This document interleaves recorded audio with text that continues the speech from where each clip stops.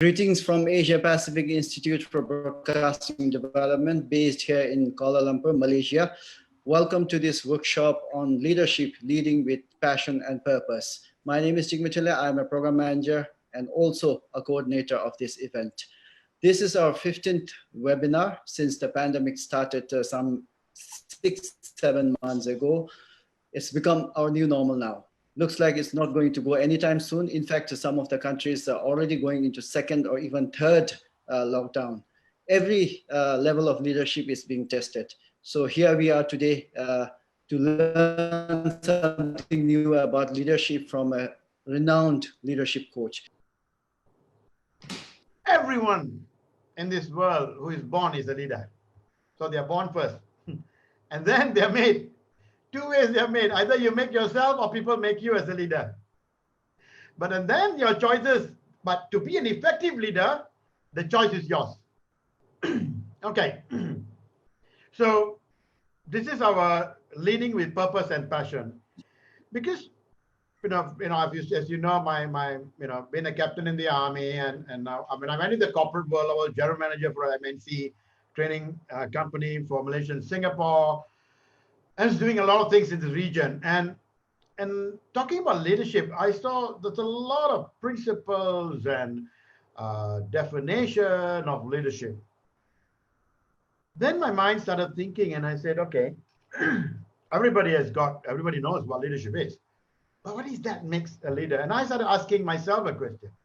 And a person who really actually inspired me was my own father, who was also a soldier, and he reminded me of having that purpose and passion, because he told me, he said, you know what, Shan? At the time I was second lieutenant officer. He said, what? You are not a leader without your soldiers. So don't pretend to be a leader if you've got nobody following you. And I said, okay. So what does it take? Just orders, telling them, SOPs, talking about principles, definition of leadership. No. That's not enough. There's something else, the tricks. So, ladies and gentlemen, I request somebody for me to share what I think. These are my thoughts about leading. And as leaders, we need the purpose and also passion. So there are 7 C's here. If you follow the C, it's clarity of purpose, congruence, compassion, courage, creativity, innovation, coach, community builder. I'll just go, each one of it and explain to you or share with you my thoughts about these traits, the 7 C's.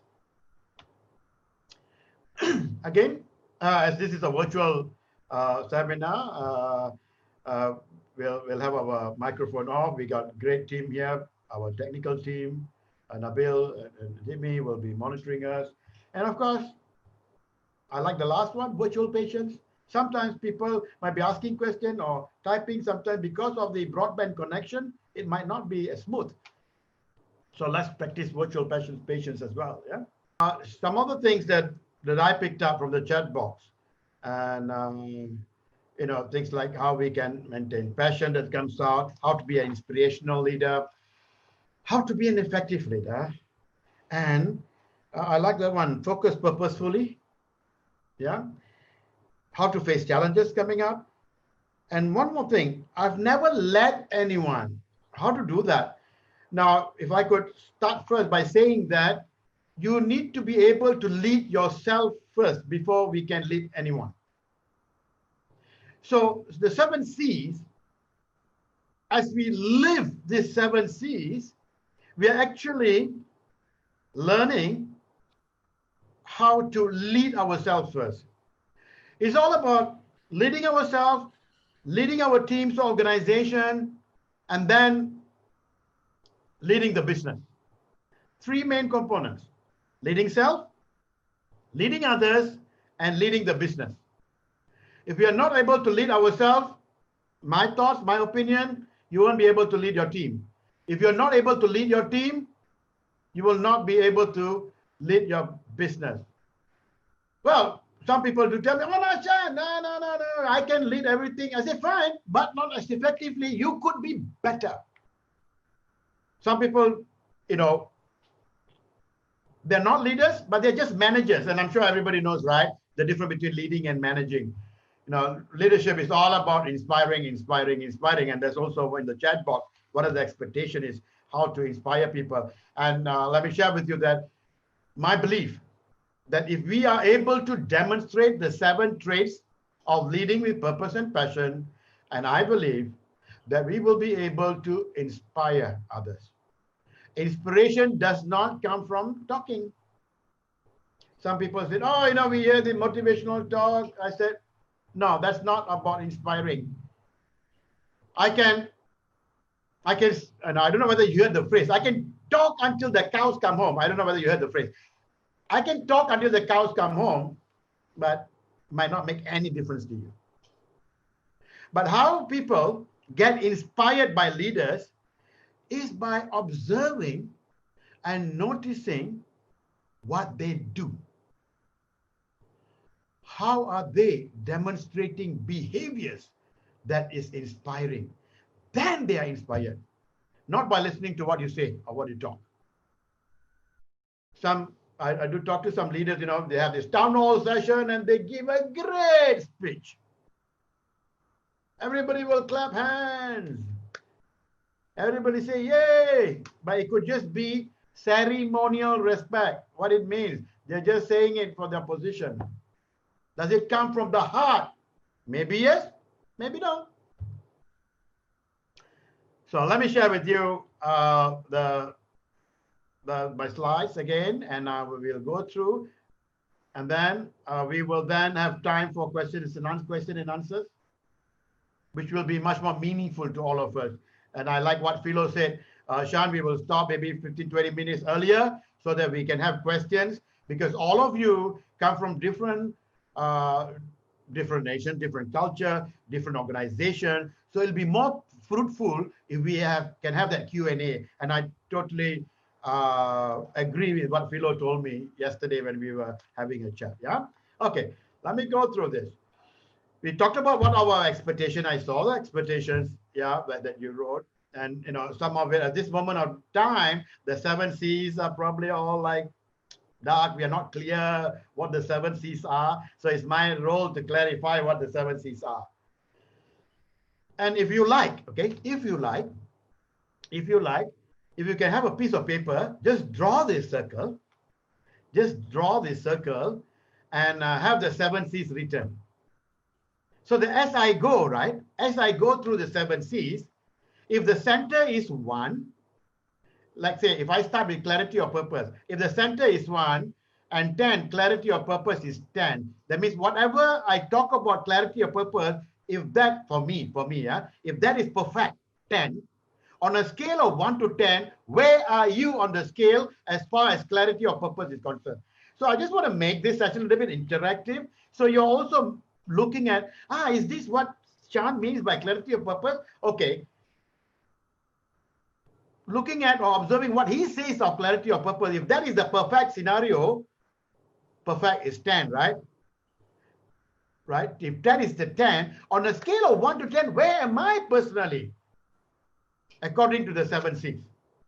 So if you want, you can do this, and as we go, you can sort of evaluate yourself on the 7 C's. Now, I would like you to think of one word that would describe why leaders fail. Just one word. Why leaders fail. I do also get participants saying, Chan, come on, give me 2 words. I say, okay. Let's have 2 words. Okay, maybe no, 2 words describing why leaders fail. Up to you. But I would prefer just 1 word, why leaders fail. Think about it. I'm going to give you 10 seconds for that. Now, again, because we can't do the breakout room, what we will do is, Nabil has created this great poll. Yeah. Before I ask Nabil to upload the poll, I want you to choose the word that you thought of. Okay, the word that you thought of. Think about that word. under which category the word will fall under, whether it's attitude, skill, or knowledge. Attitude, skill, or knowledge. You can only choose one. Okay. So, Nabil sir, can we have the poll, please? Choose which category would your chosen word fall under. Choose only one. Whether your word comes under knowledge, skills, or attitude. Why leaders fail? We got 44 participants. 31 has voted right now. Great, is increasing. We have got 53% have voted now. That's roughly about half. There are more to go.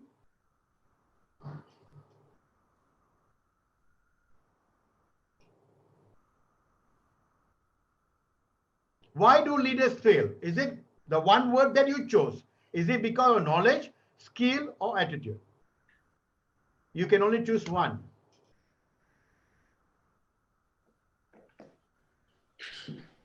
We have only got 67% of the participants have voted. I appreciate if more of you can vote so that we can have a better results of the poll. Oh, nobody is voting yet, so only 70% have voted. Thank you very much. Let's have it push to 80% to vote, 72%. Only 29 people out of 40 participants have voted. 31 people out of 40% have voted. Yes, 77% have voted. I'm going to give another 30 seconds and then Nabil, we can share the poll, results. 20 seconds more. If you have not voted, please vote.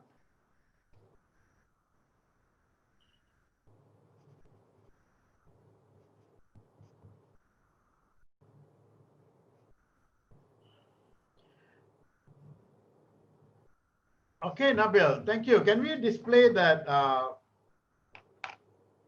Okay, share result. Thank you. Thank you, Nabil. So, ladies and gentlemen, what you have said collectively, leaders fail because of attitude.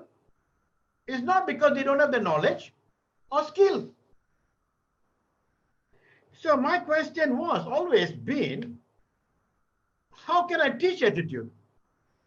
Of course, you don't have the knowledge, principles of leadership, approaches of leadership. We can go and learn in any school. 10 principles of that, 20 principles of this, leadership models, 10,001 leadership models. All these can be gained from any management school in university or in short course everywhere, or you can Google it. Skill, you need to demonstrate effective leadership skills. But I'm a little bit worried about attitude because all of you said 81% leaders fail. Sorry, leaders fail because of attitude, which has got 81%. So if attitude is the main factor here, then if we are developing leaders, once again, ladies and gentlemen, leaders are not leaders if we do not develop leaders. So if we want to be great leaders, we need to develop leaders. So if we want to develop leaders, where do you think we need to focus on? From the poll, at least, we find that we need to focus on attitude more than skill and knowledge. So how do we do this? I've been doing this kind of short snap poll, either in virtual or when I have face-to-face leadership retreat. I conduct 3 days leadership retreat. I do all this, and the average, okay, the average is about 65% to 70% in all contexts, in multinational organization, Fortune 500, or local companies, family-grown companies. That is the average. Sometimes once in a while we get about 90% because of attitude. So then if we want to develop leaders, even if we say that, oh, am I failing as a leader? Then maybe I should focus on my attitude. Are my leaders failing as leaders? Leaders below me, Then maybe I should be focusing on attitude or get them to reflect on the attitude. Now, before we talk about improving the attitude, then we need to know what is attitude. So for me, attitude is our values, belief system, and our mindset. That is our attitude. Nabil, thank you for the poll. We will stop showing that poll. And I will go back to my,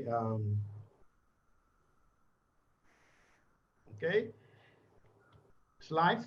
So the objectives will be talking about purpose, intention, compassion, courage. Yeah, and how do we encourage creativity, innovation? How do we coach to create awareness? I'll spend a little bit more time on coaching a bit, yeah, out of all the 7 C's. So let's talk about this. This is a short session, so but I like spend a little bit on coaching. Purpose.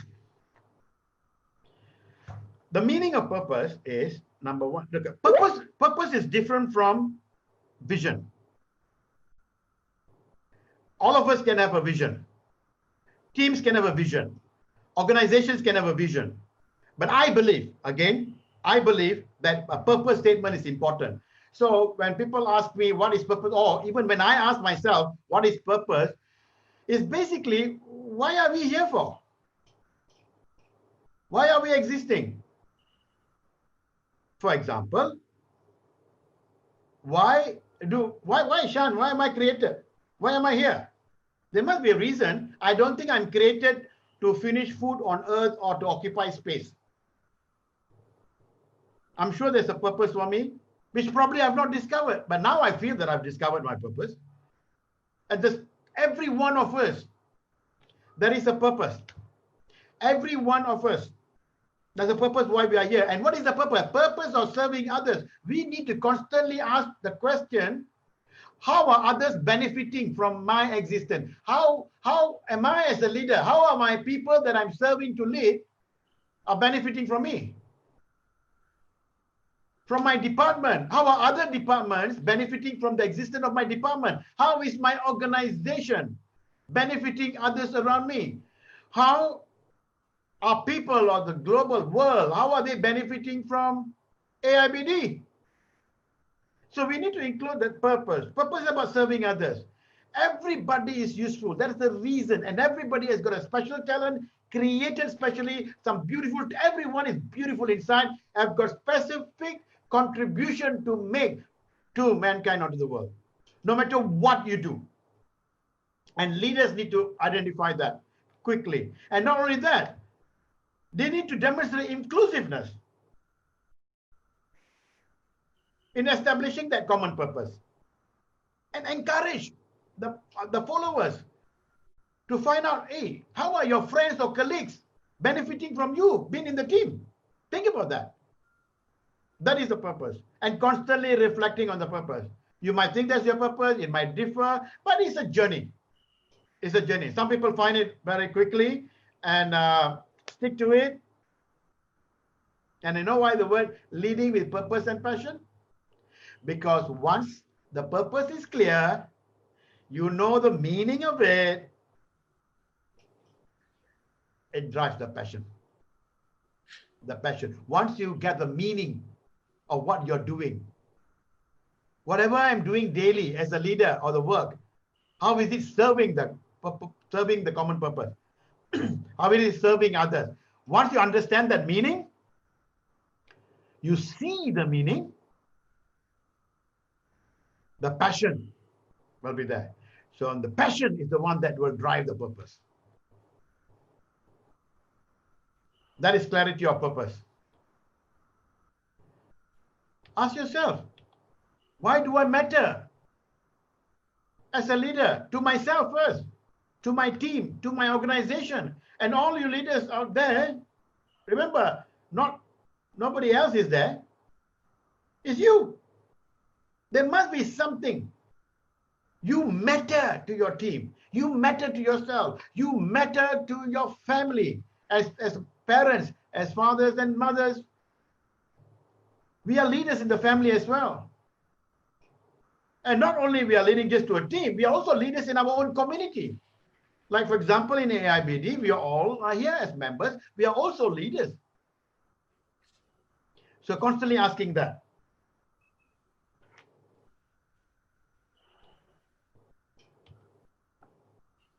Asking, how does my family benefit from me? How do my friends and team members, how my community benefit from me? How does my organization benefit from me? Congruence. Second C. Understanding our own personality, strengths, and weaknesses. I mean, there are a lot of tools there that you can use, personality tools, to find out. Because what we need to know is, what is my strength? What is your strength? Yeah. And some of you might notice, without even doing any kind of personality test or whatever, you will know, hey, this is my specialty. Meaning, this is your gift. This is your gift. The strength that you have is your gift. And this is what you are going to use to serve others. And what is congruence? Congruence is about aligning your thoughts, your intention, and behavior. You cannot be thinking A, but your intention is B, and you go and behave or do C. Then you are not congruent. Then you are not aligned. And like, if your car or vehicle is not aligned, it will go crooked or slanting. In Malaysia, we call sengit. If you follow me on my LinkedIn, I posted a 60 or 90 seconds video on the word sengit and alignment. I was talking about congruence. It's aligning our thoughts, our intention, our heart, and our behavior.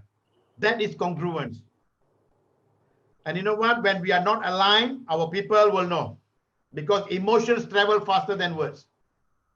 And continuously working on maintaining and aligning our values and belief system with our team members, with our team and the organization. There are no extra human beings. You are on this earth to do something special with your life. Brian Tracy. Compassion. Aware of your own emotion, establishing genuine relationship. What does it mean? Let's take time to know the person that we are leading. Sometimes it's so like, I get words sometimes when I talk to leaders. Did you thank your staff for doing this? And the answer is, Shan, why should I? It's their job. They're paid to do the job. Why should I thank? Nobody thanks me for doing my job. You see how it comes down? And if leaders do not demonstrate this, your people will follow the same way. So understanding them, develop empathy, forgiveness. Sometimes you always talk about, oh no, once the person has made a mistake and that's it. He's branded, he's labeled forever. I don't understand this, because we are not perfect as human beings. Human beings make mistakes. And as leaders, you must have the heart to forgive. You might not forget, but we must have the heart to forgive. Of course, if the person does the same mistake every time, then probably the person should be sacked.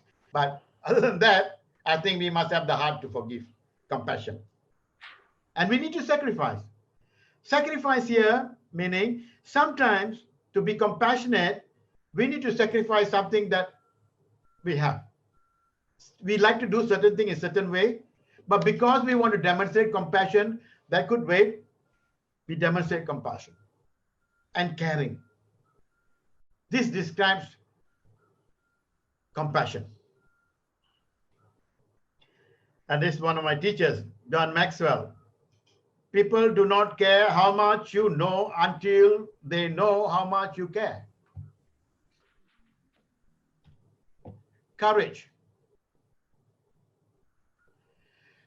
A courageous leader is not the leader who bring out and take the sword and fight the battle and go for a fight or look for a fight. No, that's not courage. For me, leader who is a courageous leader is a leader who can make decisions in the toughest time possible. Courage to stand for the truth. Sometimes we don't want to tell the truth because we are not courageous enough. We are not courageous enough to give the true feedback to our colleagues or to the people above. Yes, truth hurts, but it should be said. But there are ways of telling the truth. You don't have to be arrogant about it. But the truth prevails. Truth heals. Courage to admit mistakes. We all make mistakes. And some leaders do not admit their mistake. Although people know that's their mistake, they'll start blaming others. If you can admit mistake, you're a courageous leader. Courage to let go and to be led. This is empowerment. This is empowerment. Some leaders feel that when they are empowering, they're losing their power. No, it's the other way around. They're gaining power. Some leaders feel that I will lose power when I empower others to do work. Now, let me tell you, explain or share with you what I mean by you gain power. Before you empower someone, first of all, you need to trust that someone and respect that someone, right? So it all comes with you giving trust and respect first. Now, trust and respect as a leader, you cannot demand. You got to earn it. How do you earn trust and respect? By giving it first. So can you imagine, ladies and gentlemen, friends, the more you trust and develop trust and respect with your team members, they in turn going to trust and respect you. And can you imagine if your team trusts and respect you? That is the source of power. The source of power for leaders during the agricultural era was knowledge. If you have the knowledge, you are a leader, including manufacturing, industrialization. If you have the knowledge and skill, you have the power. That's why a source of power comes from. But in a knowledge era right now, knowledge is everywhere. The younger ones, or whoever your staff, it could be younger or older or same age as you, probably know more than you because knowledge is available. So your source of power and knowledge is no more there. So the source of power is the trust and respect that we create in our teams. And courage to confront fear. So people that says letting go and be led. It's okay. We are facilitators. We stand behind and facilitate. We show the direction where we want to go, and we are behind here and facilitating the process. If they have got issues, they come to us for reference and advice and for mentorship. If not, I'm going to empower, train them, and give them enough knowledge and skills with the right attitude, and I'm going to trust and respect. And empowerment takes the courage to take risk as well. Yeah, and that's okay. Calculated risk within the boundaries, empower people. Courage to confront fear. And most of the time, confronting fear is when we are in the unknown, when we do not know, and we are fearful to tell our people that we do not know. Just like I've been invited during the COVID-19, talking about, there was one of the expectations from one of the members present here who asked me how to lead during the new norm. And I tell leaders when they invite me associations or whatever, and I said, look, first of all, have the courage to also say that, hey, look, I'm also fearful. You know what? I don't know. I've not experienced COVID-19 before. Neither have you. We are all in the same boat. The last thing you want to do is, as leaders, pretend to know that you know how to handle it. No, we don't. First is accepting the fact. Being aware. I'll come to awareness later. Being aware that, look, we all are in the same boat. I don't have the answer. Let's work together, trust each other, and come out with solutions to move forward. If it doesn't work, we do something else. If it works, we do more of it. Harnessing the collective wisdom as a community builder, which will come later as well. So you need to develop and instill courage to people to talk as well. And this is where, ladies and gentlemen, as we demonstrate the 7 C's, especially when we are courageous enough to be vulnerable, guess what? They will be vulnerable too. They will be willing to share their thoughts and emotions freely. When that happens, what you have just done or created is an environment where there is psychological safety. You have just created an environment where people feel safe to talk, to share their thoughts and emotions. We all need psychological safety. And it starts from the leader. How do we create an environment where psychology safety exists? Or are we creating an environment where people are just fear to talk? When people just fear to talk to you or to share what they think and feel, then if you think they're respecting you, I don't think so. I think that's just ceremonial respect. They're respecting just for your position. And that's not leadership. That's respecting a manager, not a leader. And we need to develop and instill courage. Please remember, as I'm talking, remember the circle I asked you to draw. We can call it the leadership wheel. Just ask yourself this question, just for your own, reflect on your own, and to draw and to point, where are you on a scale of 1 to 10? If what I'm saying about courage, this is the perfect 10, if, that we probably you know more than this, right, to develop courage. But just for the purpose of exercise, if this is what courage is, if this is a perfect 10, where am I on a scale of 1 to 10? So that I'm aware where I am. At least once I know where I am, then I can think about options, how to go closer to the perfect 10. We will never be perfect. It's a journey. Leadership is a journey. Being creative and innovative. Two things here.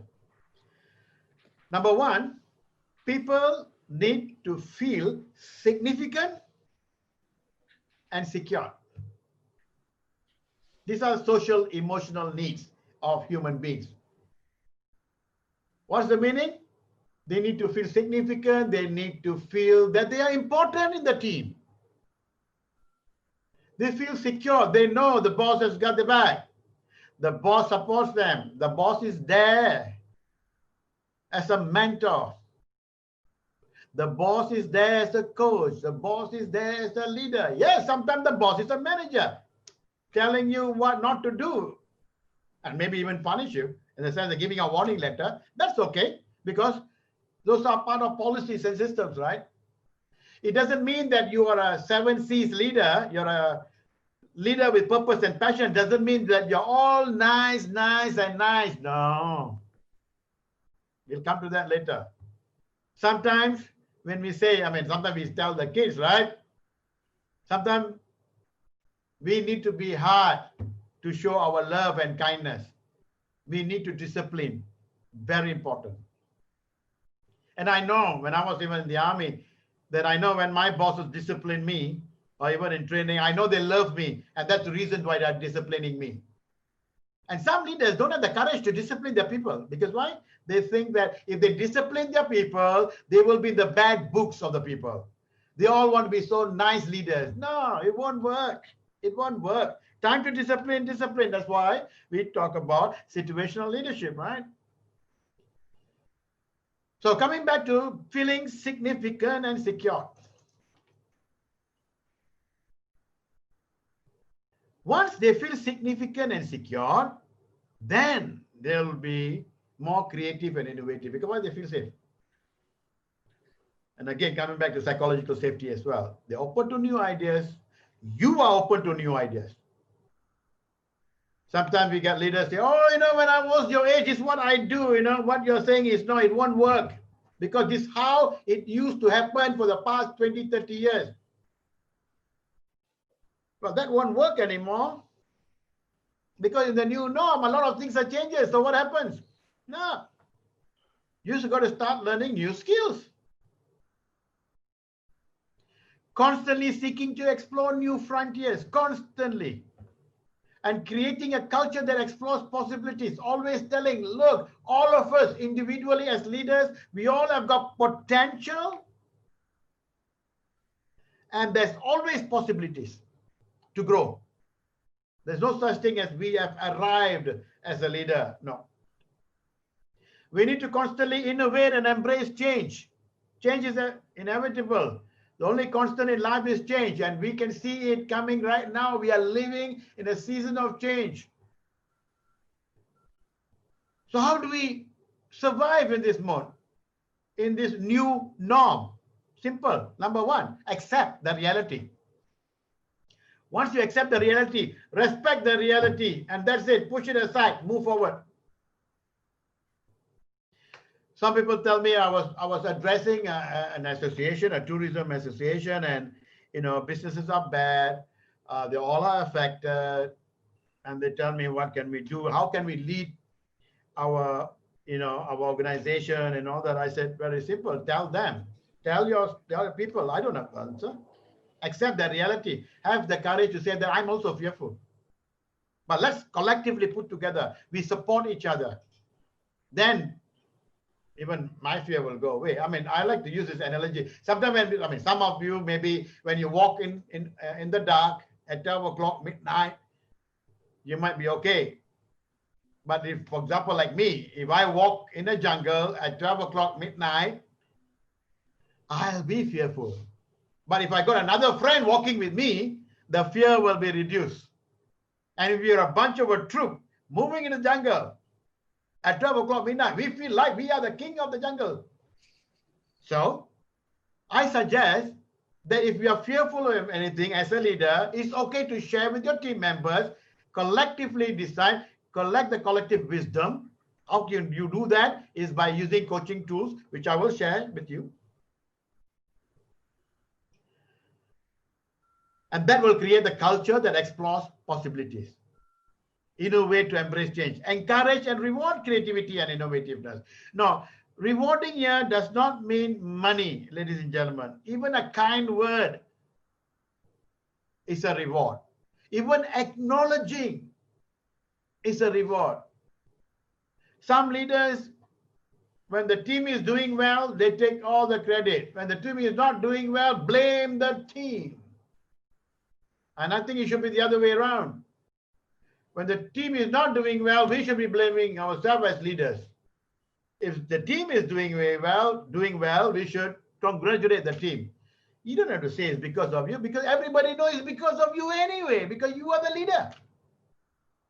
They wouldn't have functioned, moved forward without you. So we don't have to take the claim or claim the credit. That's the last thing we want to do.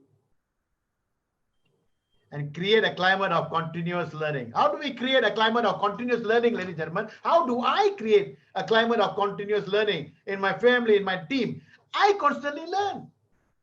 Even now, I'm doing 2 courses on my own. I'm continuously learning so that I can serve others better, equipping myself. One is the attitude of being better, the attitude of lifelong learning, and equipping myself with the skills and knowledge which I find there's a gap.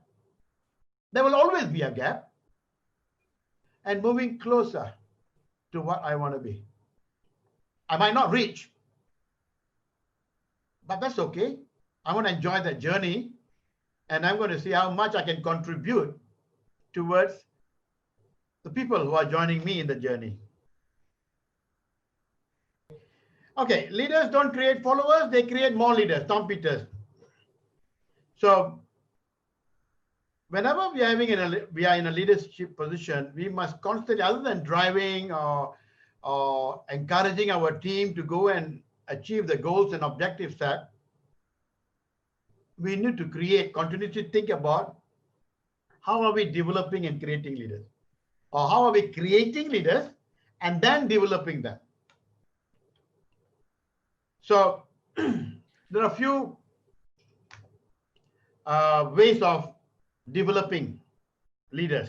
One is the directive mode and one is the enabling mode. Okay. So as a leader, we do all these roles. Sometimes we are a lecturer to our team, instructor, teacher, consultant to a team, trainer to the team members, mentor, facilitator, and a coach. So if you look at the right-hand side is more of an enabling process, meaning you don't give them content anymore. You don't teach them or tell them what to do. They're on their own, but you are enabling them. You are using facilitation and coaching approach. Up to mentor, you still tell people what to do. And that's why up to mentor, from lecturer to mentor, is still content. There's still content. You're giving content because you are the subject matter expert. Whereas as a facilitator and a coach, you are a process. You're the custodian of the process. Now, you do, as a leader, you do all of this. Sometimes, at all the, in an hour of your daily routine as a leader role, you probably at one time, your instructor, you'll jump into a coach, then you jump into a trainer. But I just want you to know that there बहुत are lag हो रहा है इधर wifi. अच्छा Yeah. आप कौन सा use कर रहे हैं पीसी यूज we नहीं have कर the रहे mic. PC. That's why I'm listening to PC right now. Oh, But my PC doesn't have a camera. Can we mute your microphones, please? Thank you. So, as we said that there are a lot of approaches we can take to develop people. All right. So, for me, one of the most powerful tools is to be a coach as a leader.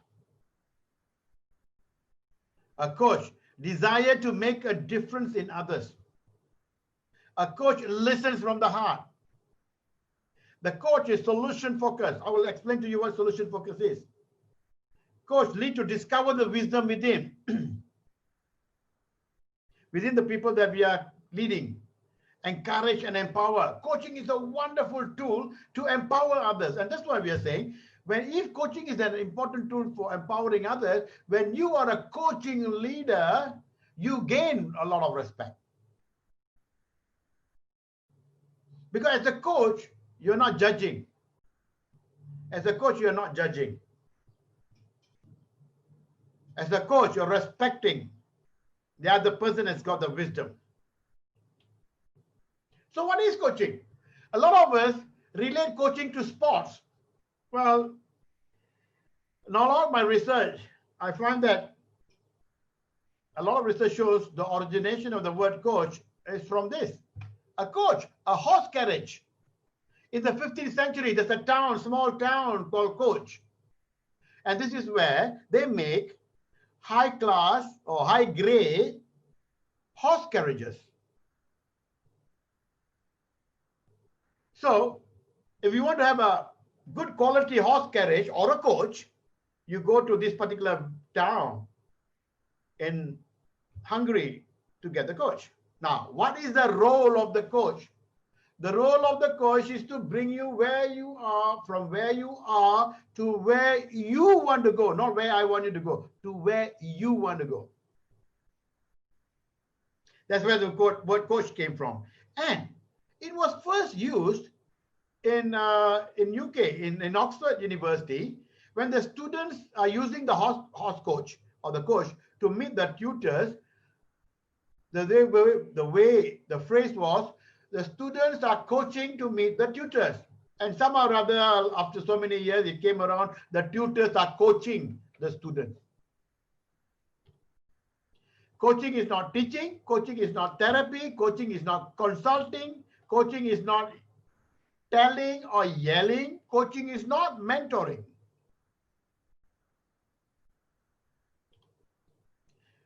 The internationalization of coaching, which I'm currently, please go to our website, certifiedcoach.org, and wherever you are, if you want to pursue coaching or you want to start your International Association of Coaching, it's an NGO, it's a coaching chapter, get connected, and we can start a local chapter in your countries. Coaching, to promote coaching is so powerful. It's so powerful, especially in the current COVID-19. Coaching process is so powerful globally. I've been addressing global webinars, and this is what I hear from my global committee. Coaching is becoming so powerful for leaders. So connect if you want to create your own, develop your own, whichever country we have got. Right now we have got it in Dhaka, Sri Lanka, Maldives, Indonesia, Philippines. But we go by cities. So if you want to have in any city in your country, please welcome, because you can make a difference, ladies and gentlemen. You can make a difference. And I'll personally mentor you. These are some of the differences. A lot of people say coaching and mentoring are equal. No, they're diagonally opposite, because coaching does not advise. A mentor advises. Yeah. Mentoring is long-term. Coaching is not a short-term intervention. Of course, counseling and consulting is different. Coaching is not counseling is different. Consulting is different. What is consulting? You got a problem, I can come and solve your problem. Then I'm a consultant. Coach, no. I don't give you solutions. I don't tell you what to do. That is not coaching. If I tell you what to do, I'm probably a mentor or a consultant. Counseling does not come into this picture at all. If you see this continuum which I shared with you, the word counseling is not there because it's more related to therapy. So I have got a lot of master counselors in my class when I certify them as professional coaches. And I'm not a counselor. They are psychologists, and some of them have got PhDs in counseling, or psychology counseling. And I asked them, how would you describe it in a very simple manner, that what counseling is? And this is what I heard. If your emotions is disrupting your routine, meaning, what is routine? You're eating, your breakfast, lunch, dinner, supper, whatever, your sleeping pattern, your eating pattern, sleeping pattern, and your work pattern. If your emotions are disrupting these three continuously for 14 days, then you need a counselor, not a coach. Then you need intervention from a trained counselor. So this is a general view, yeah? And coaching is a wonderful tool to bring you from the comfort zone to the growth zone. When you use process, coaching is a process.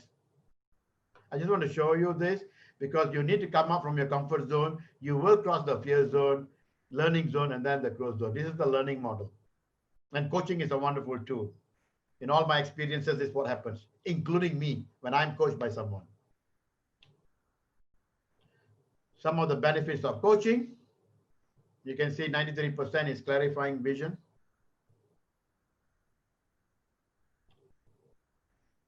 This is our own research by Grace Gordon.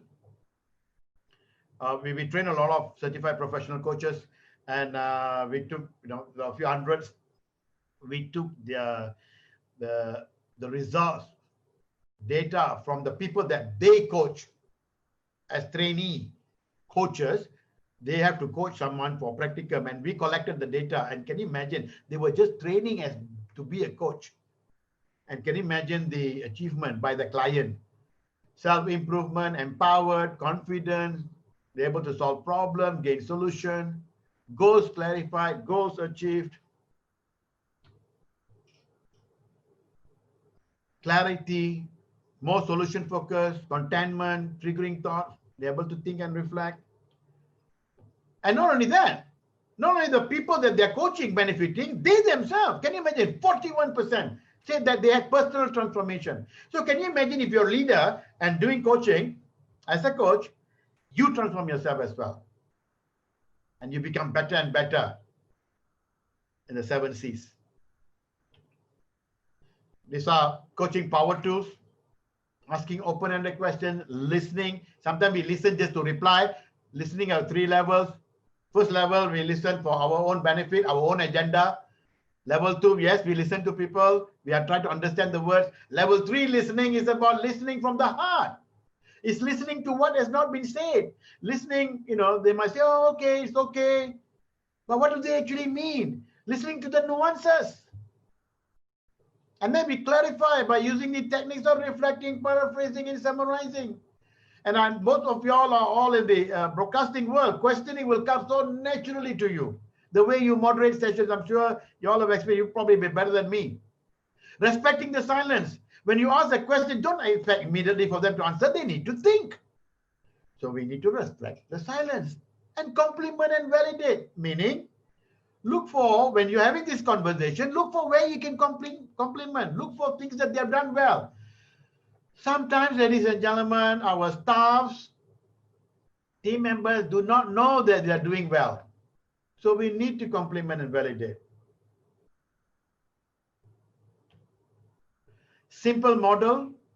There's tons of videos on growth model on YouTube if you find out, if you want to go and search. Goal, what do you want to achieve? Okay, you want to achieve that goal. Where are you right now? Remember the life wheel or leadership wheel I asked you to draw. You can use that. Okay, this is where I want to go. Oh, as a leader, I want to improve my empowerment skills, for example. Okay, on a scale of 1 to 10. 10 means you're already a perfect leader. On a scale of 1 to 10, where are you? Oh, I am 5 now. Good. That's reality. Where I am now. I'm aware.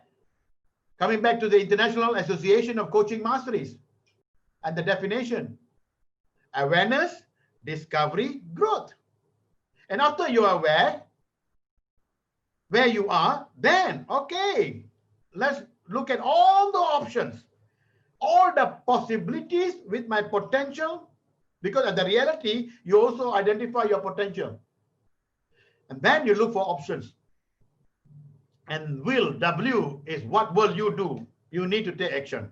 No point having all the million-dollar ideas, but if you do not put into action, nothing will happen. So again, as a leader, you can use this to coach your people. Change versus transformation. A butterfly is not a change caterpillar. A butterfly is a transformed caterpillar. When we talk about change, we're looking at the past. Our point of reference for change is the past. And I believe that, okay, so many things have happened in the past. Like, for example, now, okay, when there was no COVID-19, there's so many things we can do in AIBD. Okay, fine. That is, we respect that, fine, but we need to transform. And I am so amazed. You know, you guys are awesome. Philo, you have 15 sessions. You conducted 15 sessions. You did not wait for anybody. You went and, okay, let's go. Look forward. What do our members want? We create webinars. That's transformation. That's a transformation mindset. The past is past. Let's look forward. When you talk about transformation, the point of reference is the future, not the past. Change, yes. Solution focus. It has been researched under, this all comes under positive psychology. Problem talk, create problem, solution talk, create solution. Most of our meetings are not about y'all, but what my experience is 50 to 60% of meetings, we talk about problems, problem, problem. The more you talk about problems, the problem is going to expand. And by the time we want to think about solution, we are so tired and drained out, our brains can't function anymore because we are tired thinking about problems. This solution focus versus problem focus. Solution focus, focusing on the future, focusing on the resources, focus on what is working. Focus on the present, possibility, progress, change, action, hope. And to answer the question as a leader, what can we do right now in this pandemic season? Be solution focused. We know that COVID is there. So what? What are we going to do about it? Adopt a solution-focused mindset. The secret of change is to focus all of your energy not on fighting the old, but on building the new. Before that, let me share you one story. We have done a lot, me and my friends with my association, we have done a lot of work in the region and about solution focus. Let me share you one story. I got a lot of stories. Let me share with you one story. There's a village in this country. They survive only on rearing chicken to bring up the economy of the village. And this particular country, the particular village is near a river. Every time it rains, it floods and all the chicken go off. They either be swept by the flood or are dead, drowned. And each time they start thinking about how do we build the chicken coop above, how do we do embankment, how do we control the flood, but they can't control nature. So every time they rear chicken, the flood comes, they're gone. Chickens are gone. Because what were they focusing on? They were focusing on the problem. The chicken was the problem. The flood was the problem. The river breaking up the banks is the problem. But when one of my participants, I mean, my student, and he was in training solution focus, I mean, we're talking about it. And he said, why are you focusing on the problem? What do you want actually? We want the chicken to live. No, that's not what you want. What is the intention of you rearing the chicken? They said for the economy, we want money. Then focus on building your finance. Focus on generating income. Then the ideas came. They forgot about rearing chicken. They started rearing ducks. So during flood, the ducks can swim. So can you imagine? That has been solution focused. But due to time, I'll just stop there. Maybe just one more. Sometimes a very common question we ask: why are you late? Why are you late? That is problem focused. What do you want to know why the person is late? No, because I want him to come to work early. Then focus on asking him to come to work early. So the question should be framed, not why are you late, but what can you do to come to work early? That is solution focus. The last C is community builder, not just a team builder, because the emotions that is evoked in the mindset of a community is different. Because everybody is involved. We need to have the purpose for the community. We need to create a climate of trust and respect. Demonstrate inclusiveness. Be transparent. Actually, building a community or making yourself a community builder is demonstrating all the other 6 C's. Clarity of purpose.